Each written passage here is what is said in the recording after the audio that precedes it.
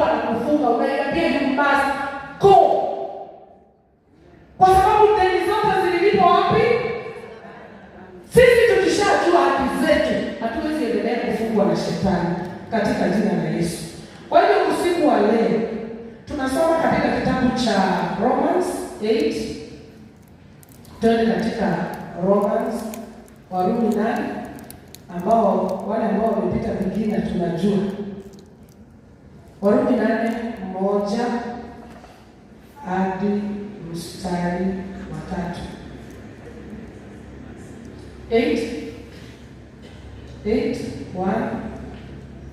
Sasa basi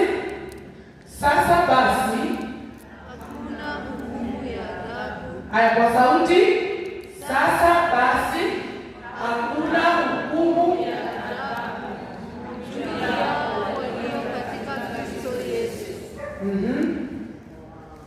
Kwa sababu sheria ya Roho wa uzima ule ulio katika Kristo Yesu imeniacha huru bali na sheria dhambi na mauti. Sasa basi hakuna hukumu ya adhabu juu ya kila dhambi hao walio ndani. Kwa nini? Kwa sababu sheria ya Roho wa uzima ule uliopo katika Kristo imeniacha huru mbali na sheria ya dhambi na mauti. Hallelujah.